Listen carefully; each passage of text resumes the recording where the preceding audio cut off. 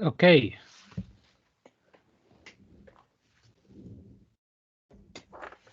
Hi, everyone. This is just a little summary of what we did in class yesterday, and which some of you may have missed because of the technical difficulties with the online classes. Yesterday, we talked about two things, really. We talked about two of the big theories of leadership and management and leadership of people. These are sort of leader-centered approaches, and they follow on a little bit from the styles of leadership that we talked about on Monday, of the leadership discourses of Simon Weston, of leadership as control, leadership as charisma, leadership as therapy, if you like, the caring leader, and then leaders as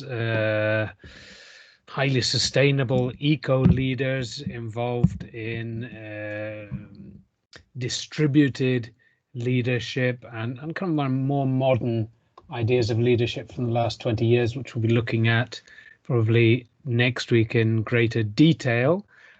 Today, at the end of this session, I'm also going to talk to you a little bit about the whole idea of followership, and I'm going to give you some explanations for the activity which I've already sent you in the forum, and I've sent you some links there, but just to give you maybe a clearer idea for some of you who are doubting.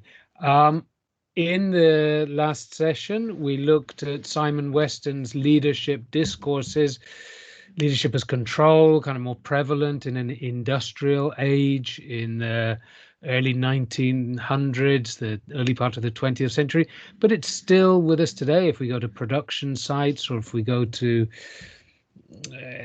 anywhere really where we got large groups of people involved in processes and protocols, we're going to have lots of control, and part of our role as a leader is to control and to carry out that control, which we're going to see in the more transactional leadership that we're going to look at in a minute. We also talked about therapy, leadership as therapy, as caring for the human relationships in among our staff, and we're going to see that, which came up in the 1930s with the human relations movement of Mayo and company, and we're going to look at that a little bit in the more transformational leadership that we're going to look at today. The charisma, Messiah style leader, the charismatic leadership of the 1970s, 1980s, which is still with us today. If we go to the high tech sector like Elon Musk, Mark Zuckerberg, Steve Jobs in his day. In the past, we used to have this in banking and high finance, this role of the omnipresent, all-powerful, almost superhuman idea of leadership, which we still find in sports, of course. And then kind of the more eco-leader ideas, which we're not going to look at today, but we're going to keep them in mind. Now, all of these are leadership theories. None of them in themselves is perfect, and as we're going to see, there are over 60,000 books on leadership for sale on the Amazon platform, so there are lots of different types of leadership. Today we're going to look at two of those movements in leadership, one of which is the idea of leadership as skills. Now, last week we talked about leadership as traits, personal qualities of the leader, which comes up through the great man theory of the 19th century of Lord Thomas Carlyle. And the whole idea of it, is leadership something that are leaders born or are they made? Well, in the 1950s, Katz proposed the idea that leadership is based on skills, and skills, of course, are things that we can learn. We can learn to do better. And he divided those skills into 3 levels. Top management would need to be more technically skilled, but not as much, or less technically skilled, sorry, than supervisory managers. Now, if we think of a football team, your supervisory manager would be the coach, because this is the person who's in contact and day-to-day dealing with the people who have to carry out the activity, who are the footballers. So your coach would be your supervisory manager, and your coach would need a high level of technical skill, but also human skills, and possibly less skill in the conceptual side of sports management, or football in itself as a concept.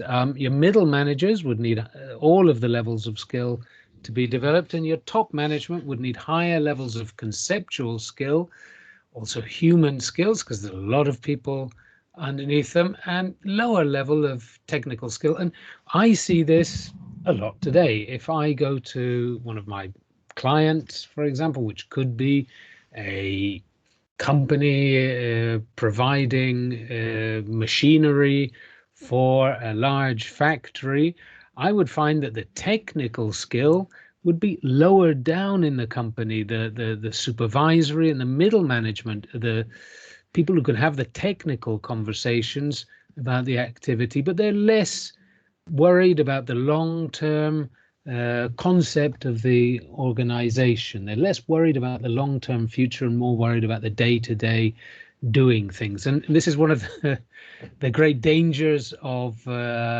top management, is when we have top management with no technical knowledge of the activity that they are managing. And this can lead to terrible conflicts between middle management, between supervisory management, and ultimately with staff.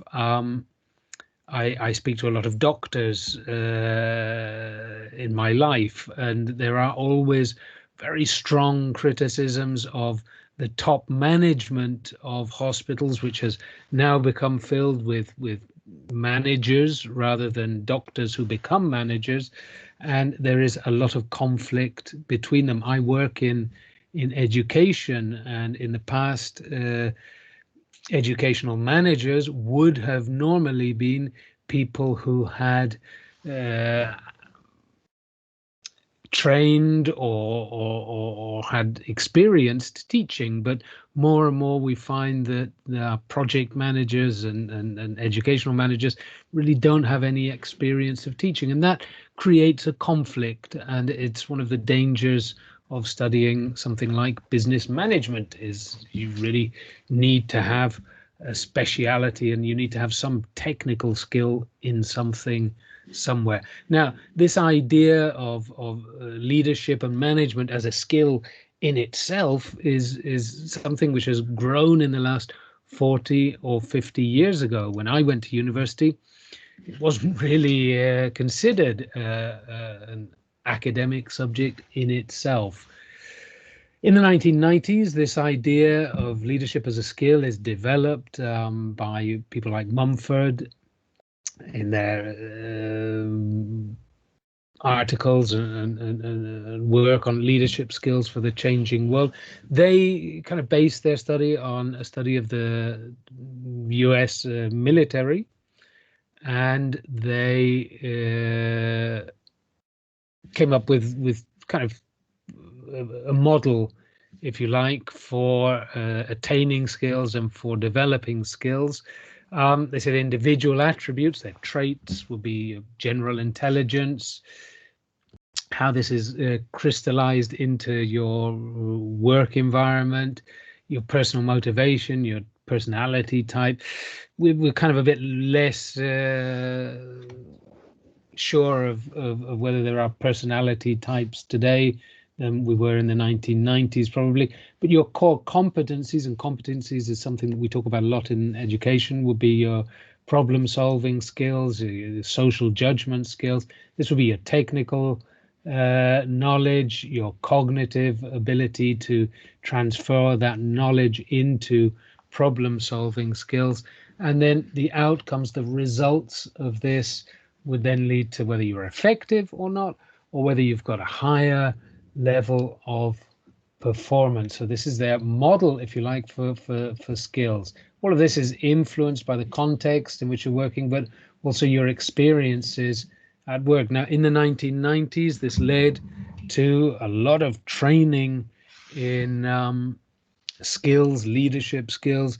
There was a big rise in MBAs and business training courses. Business training became a huge industry, if you like. And all of this really comes from the 1990s, the early 2000s, when we saw leadership and management as a set of skills, basically life skills, which then kind of went into emotional skills, social skills.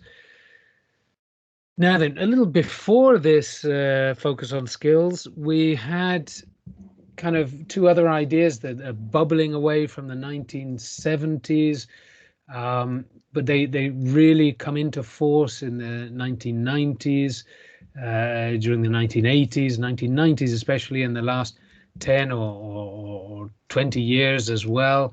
And these are kind of three leadership styles, if you like. So they fit into the behavioral approach, but they also fit into the skills approach, because we see this as something that you can learn how to do and learn how to not do as well.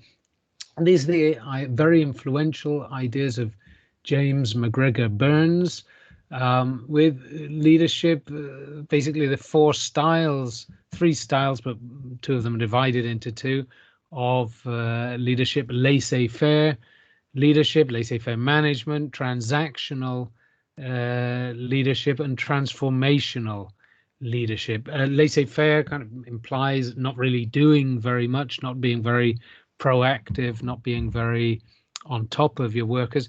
Transactional leadership implies an exchange. I give you something if you give me something in return. I give you good grades if you work hard for me. All of these are expressed in this hugely influential book by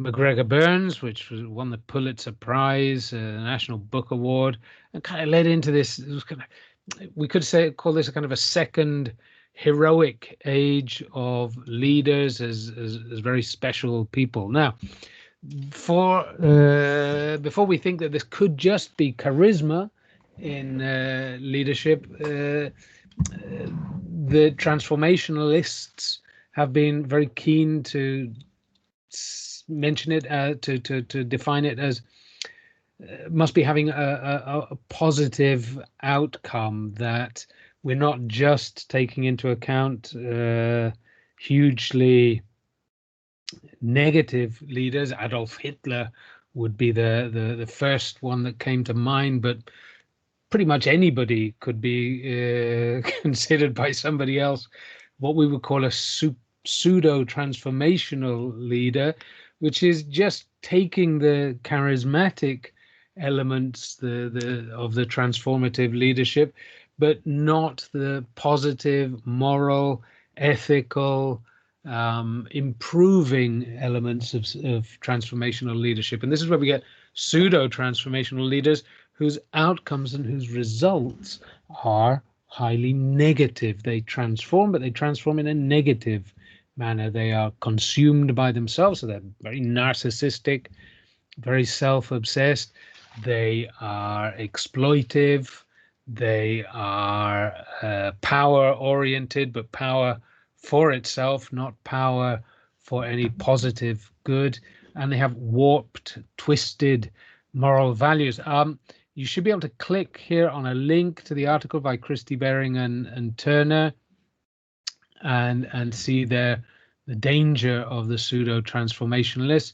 But if we go back to the idea of McGregor Burns, we've got his four levels of leadership, kind of depending on the engagement, how we engage with our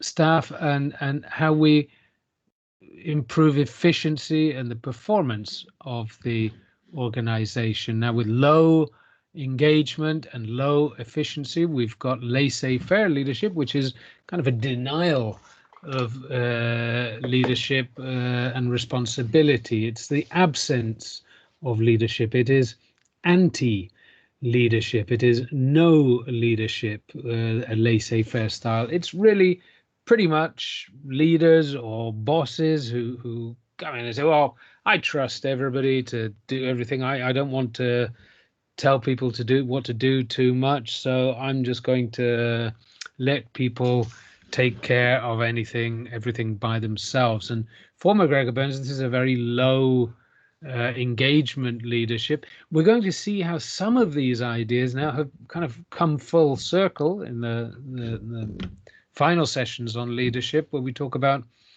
a more distributed leadership, which could be seen as a little bit laissez-faire if it's done badly.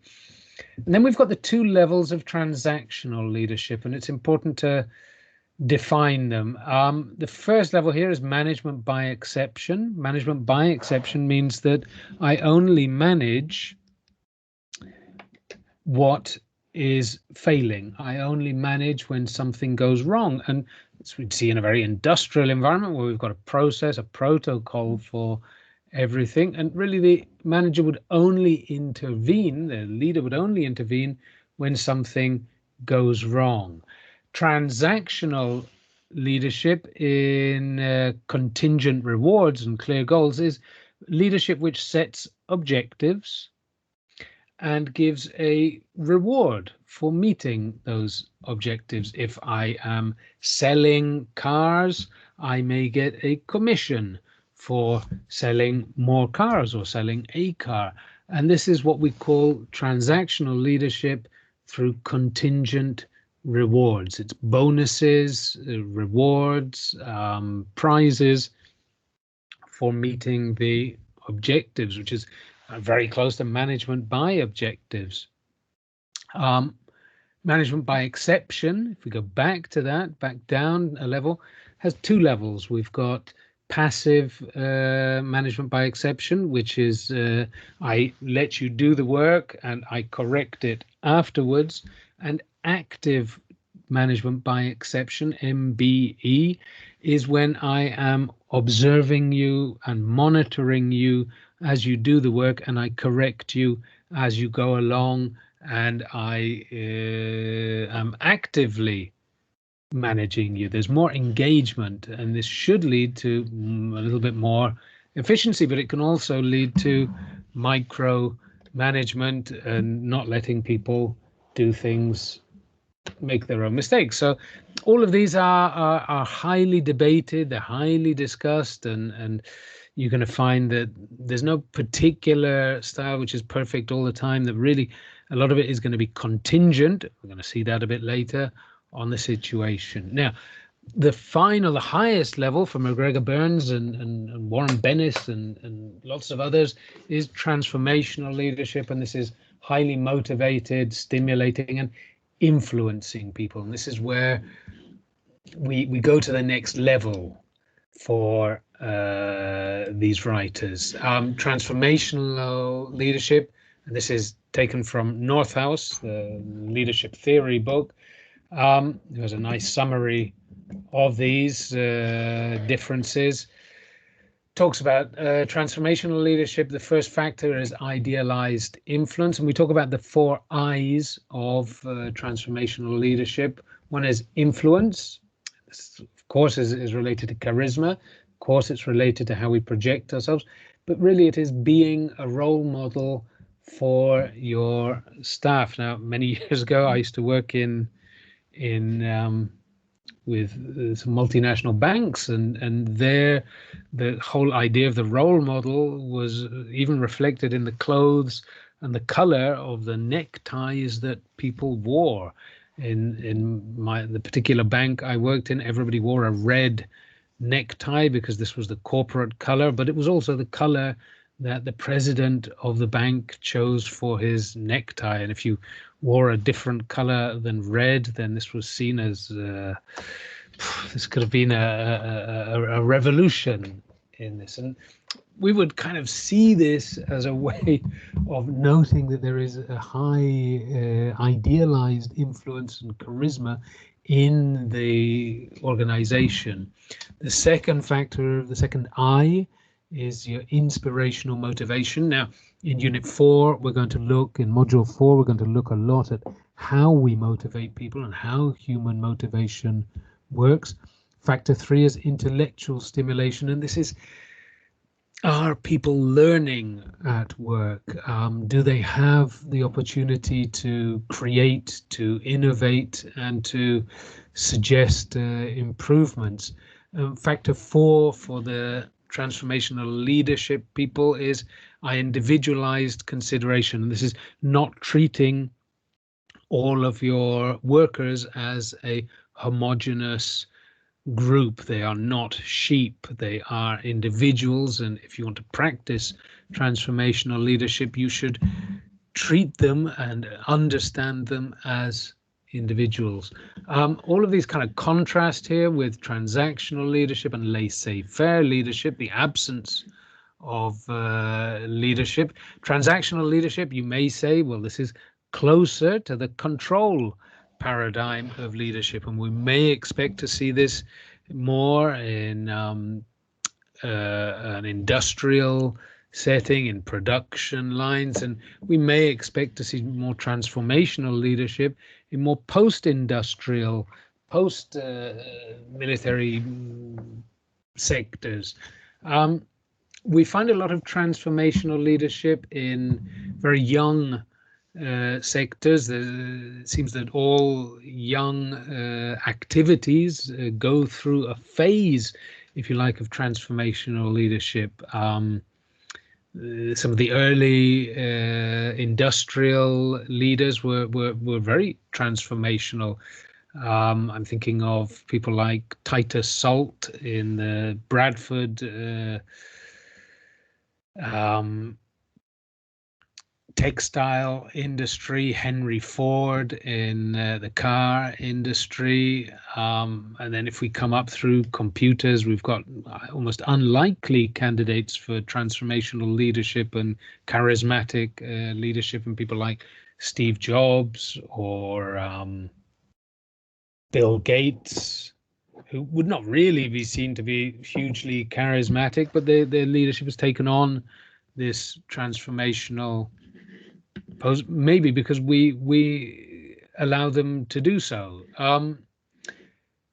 Again, the 4 I's, these are important: influence, inspiration, intellect, and the individual focus. If we look a little bit deeper into those, and again, you've got some links to some of these articles in the bibliography for this, in the study guide. You've got a bibliography where you can find quite a lot of information in the class notes as well. There's work on transformational leadership. Again, individual idealized influence, your charisma. Are you a role model for your staff? All of these are going to, if you put into practice, say, Bennis, McGregor Burns, Bass, and Ariolo, really you're going to reach these 4 I's. And beneath that, we've got our management by exception, contingency rewards, laissez-faire management. This is quite a clear way of visualizing this, that these are going to be more passive and ineffective. More active leaders are going to be more effective according to this idea of transformational leadership. Transformational leadership, when it works, is highly effective. The only difficulty we have with it is it's actually really difficult to think of any personal examples of transformational leadership. I've been working for many years now, and it's actually really difficult for me to think of any hugely transformational leaders. I've had moments of transformational leadership where people have risen to a particular challenge, but in the day-to-day of the kind of sector that I've been working in, I haven't really seen that many great examples of it. So maybe it's a little bit of a romantic idea that's more difficult to find in reality. Okay, the 4 I's here. This, we've kind of explained this before. Leaders who stimulate innovation, individual consideration. You can pause the video there and if you need to go over that again.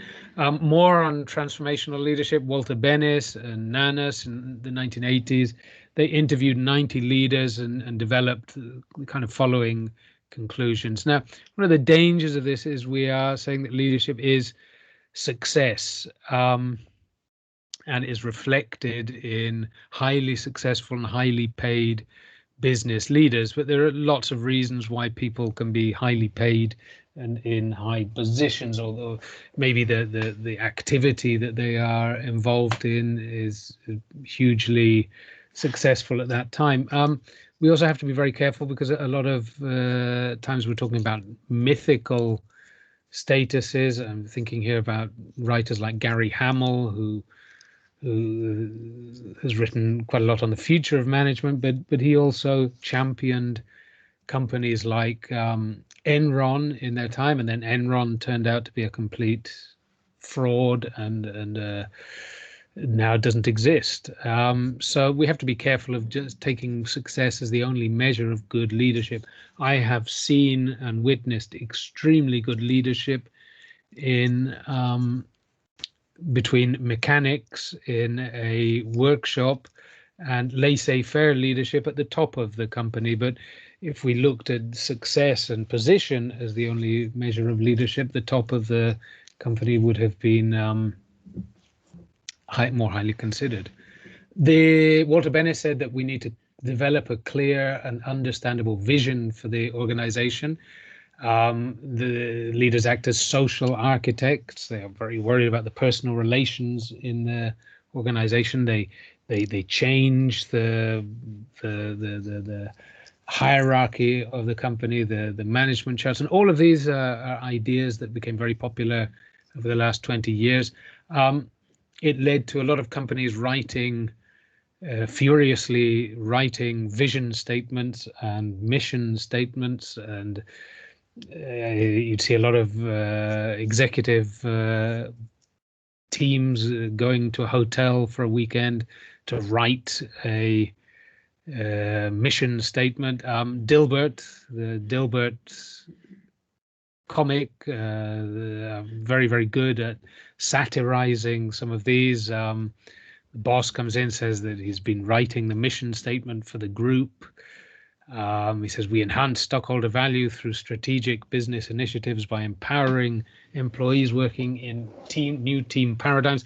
There's a lot of business speak here. We would, as a linguist, we would say that this is a style of language that came up from the 1980s, in the 1990s in business, where people had to speak in this very false manner, using lots of jargon that really didn't mean very much. And Dilbert, of course, says, do you ever just marvel at the fact we get paid to do this?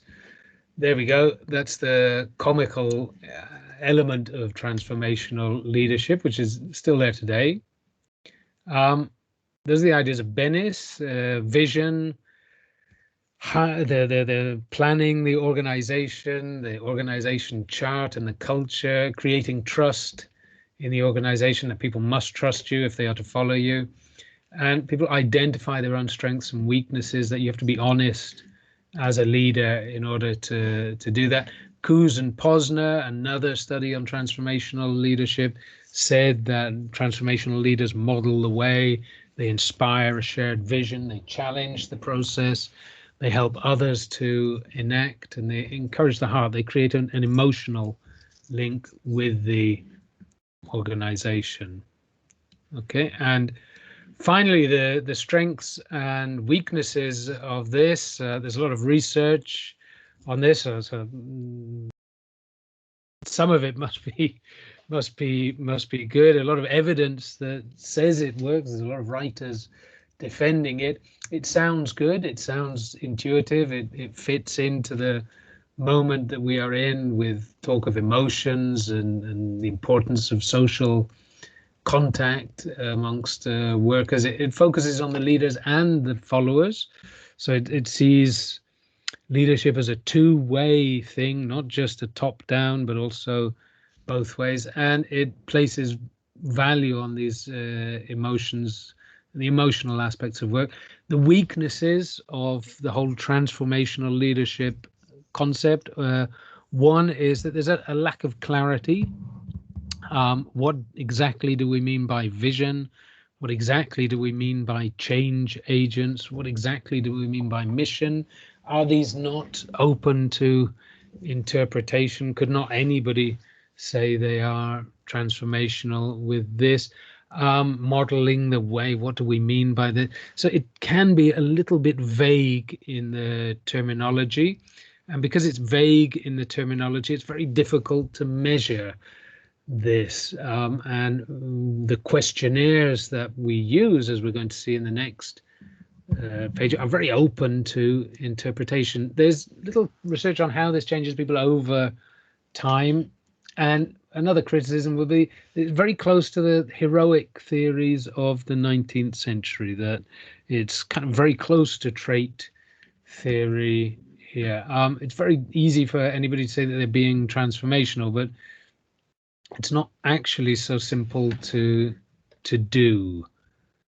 If it was so simple to do, we would be able to remember more clear examples of this rather than just our football coach when we were 7.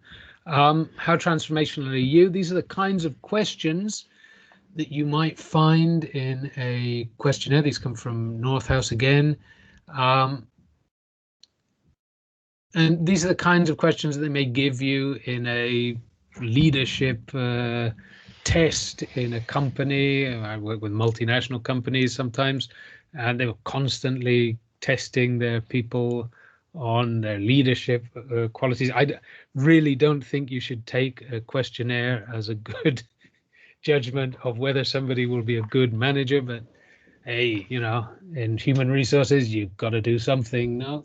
But these are the kinds of questions that they use to talk about transformational leadership, whether a leader helps you to develop, whether you examine your critical assumptions, whether you question yourself, whether you're optimistic about the future, whether you're a positive person. And people who avoid making decisions will be seen as laissez-faire. Again, a lot of these are situated. You can be very laissez-faire in certain situations in your life, and very transformational in other areas of your life. I am pretty much a laissez-faire shopper. When I go shopping, I don't really overthink the decisions that I have to make about what biscuits to buy, and sometimes I can spend hours looking at the biscuits trying to make a decision. But in other areas, I may be more transformational. So a lot of this can be transformational. Now, the activity that I have sent you, I've uploaded some notes and some videos in the forum. We'll be talking about this a good deal more on Monday, so it gives you a bit of time before that. But try and sort of start structuring that, do the background reading on some of the, look through the bibliography to see that, click through these presentations as well, and see if you can find any information that would help you there, and think of personal examples. It's a discussion style, essay style activity, so I do want to see a clear introduction, a